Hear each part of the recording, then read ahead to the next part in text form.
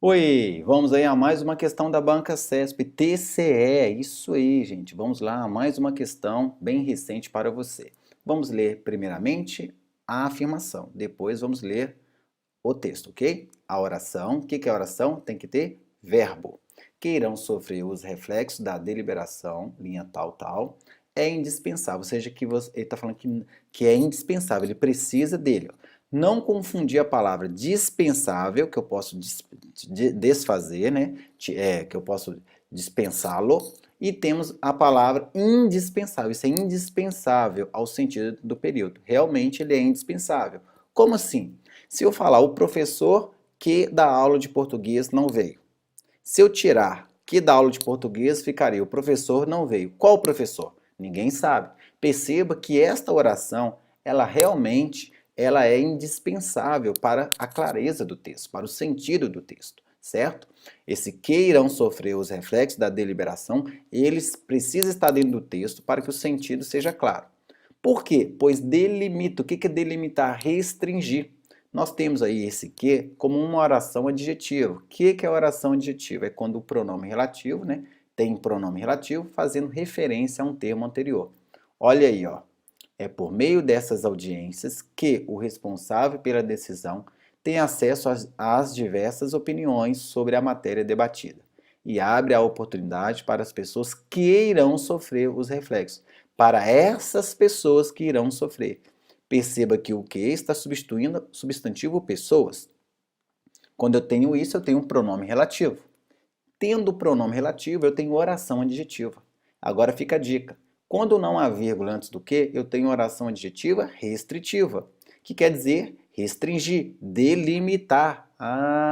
No lugar de restringir, ela empregou a palavra delimitar, a referência de pessoas. Isso mesmo.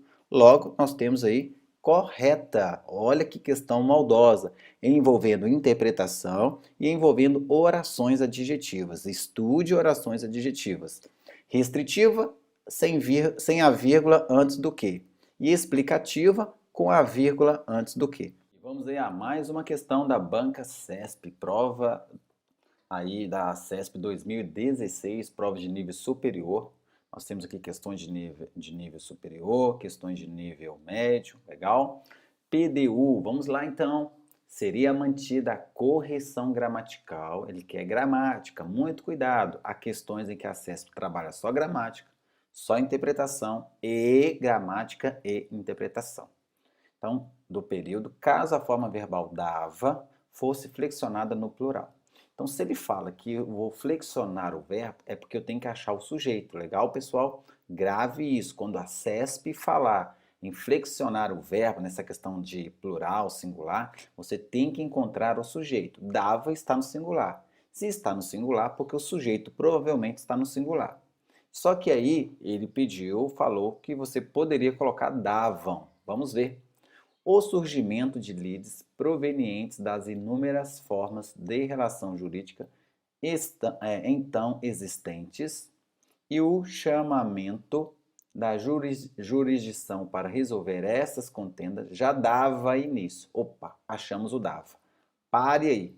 Dica do professor Léo. Perceba que os termos entre travessões, entre parênteses e entre vírgulas você pode excluir. Legal? Fica a dica. Os termos entre parênteses, entre travessões, porque esse termo aí, normalmente, ele tem a função de esclarecer, explicar, certo? Então, vamos ler direto, ó. Aí vai ficar bem mais fácil. O surgimento de lides provenientes das inúmeras formas de relação jurídica então existentes já dava. Quem é que dava? O surgimento de lides. Quem é o núcleo do sujeito? Surgimento. Eu tenho que concordar com o núcleo. Legal, gente? Então, o surgimento dava início. Logo, eu não posso colocar davam, porque seria um erro de concordância verbal. Léo, para mim, o sujeito seria situações. Não pode. Porque o a é uma mera preposição. E fica a dica: palavra preposicionada, ou seja, seguida de preposição, eu não posso, ela não assume a função de sujeito. Além do mais, Esse A aí é uma preposição porque eu não posso colocar o acento grave quando o A estiver no singular e a palavra posterior estiver no plural. E quem dava aí é o surgimento que dava início a alguma coisa. Ficou claro, gente? Logo, essa resposta aí é falsa. Eu não posso substituir o dava pelo davam. Vamos aí a mais uma questão, ficando fininho, preparadíssimo para a banca CESP, entendendo o que é mais cobrado. E a banca adora a pontuação. Não deixe de estudar travessões, dois pontos, vírgula, aspas. Legal, gente? Vamos lá. As vírgulas empregadas no trecho. Haviam descoberto os raios X, o raio catódico, o elétron e a radioatividade. Pronto, está fazendo uma enumeração, uma separação, ok? E inventado o ohm, o watt, o Kelvin, o Joule. E no caso aí, o ampere. E o pequeno erg. Separam termos que exercem funções sintáticas distintas. O que é função sintática? Ou é sujeito, ou é objeto direto, ou objeto indireto, ou complemento nominal. Legal, gente? Ou predicativo. Eles haviam descoberto alguma coisa. Os raios X, o raio catódico. Certo aí? Nesse caso aí, eu estou separando termos que exercem a função de objeto direto. Descobri uma coisa, descobri a outra. Esses termos completam um verbo sem preposição, objeto direto. Legal, gente? E também poderia falar que essas vírgulas separam uma enumeração. Ótimo. Logo à frente é inventado o ohm, o watt, o Kelvin e assim vai. Nesse caso é inventado alguma coisa. Nesse caso eu tenho também termos que completam o verbo. Legal, gente? Termos que completam um verbo sem preposição estão exercendo aí a mesma função sintática. Logo aí, ele falou que separam funções sintáticas distintas. Olha a pegadinha da banca. Não são distintas. Logo, está errado porque as funções são iguais. A correção gramatical do texto seria mantida, mas seu sentido seria alterado caso o trecho que se infiltra no ambiente no qual dormimos fosse isolado por vírgulas. Então vamos lá, gente. Verdadeira ou falsa? Vamos lá, gente. Primeiro macetinho para vocês que a banca CESP adora cobrar, tá? Vou colocar minha imagem aqui. Olha só. Minha imagem agora chegando. Gente, olha só. Quando houver o quê? Você vai gravar. Quando não há vírgula antes dele e imediatamente antes dele, eu tenho uma oração restritiva. Quando tem vírgula, eu tenho uma oração explicativa. Então anote aí. Com vírgula, explicativa. Sem vírgula, restritiva. Ficou bem claro? Então, ó, com vírgula explicativa, sem vírgula restritiva. Macetão. Sempre altera o sentido. Se você retirar a vírgula antes do que, vai alterar o sentido. Ficou bem claro? Então, vamos ver aqui a nossa questãozinha. Vamos lá, gente. Então, ó, como eu havia falado, antes do que sem vírgula, o que sem vírgula restritiva. O que com vírgula explicativa, tá? E se eu retirar a vírgula ou colocar a vírgula na frase, altera o sentido. Bem explicado até aí. Então, perceba que está sem vírgula, está restritivo. Se eu colocar vírgula, passa a ser o quê? Explicativo. Gramaticalmente, gente, a frase fica mantida. Gramaticalmente, sem problema nenhum. Só que o sentido é alterado. E a banca fala, mas o sentido é alterado? Sim.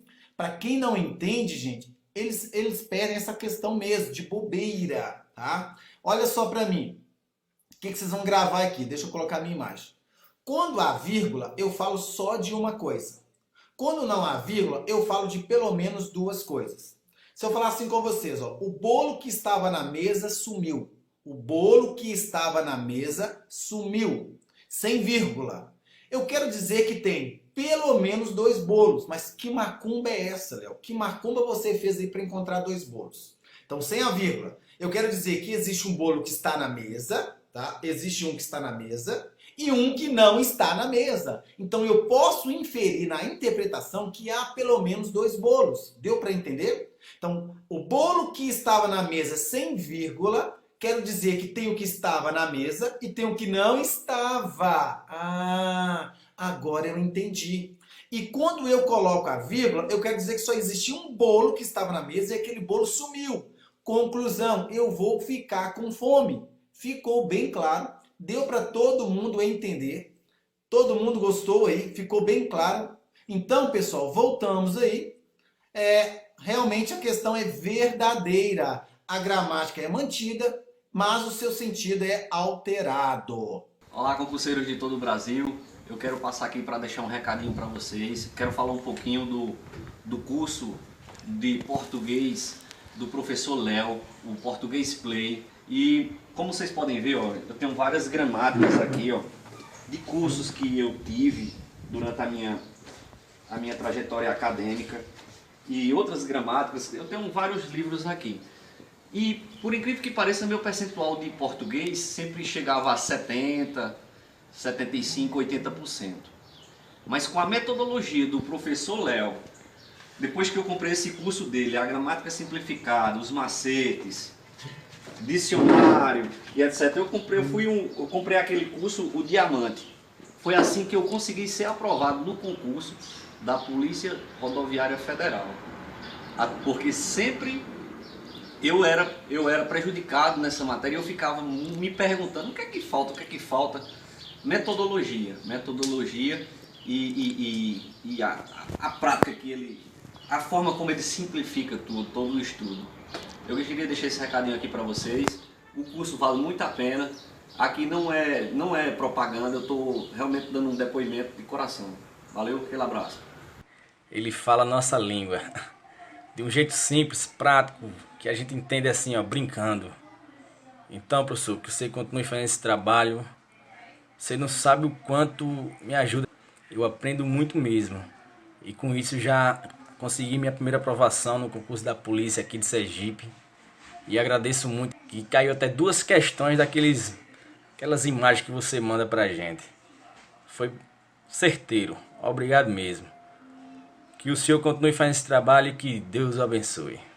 Eu pirava com português, mas depois que eu conheci o professor Léo, as suas aulas, suas metodologias e estratégias, gente, aprendi. Ele quer ver você passar em concursos, é assim, ele um dom de ensinar, um dom de passar. Gente, quem puder ter acesso aos seus cursos, comprar suas aulas, gente, é um dinheiro investido que você dá, que tem retorno. É muito bom. Professor Léo, eu só tenho a dizer que você é excelente.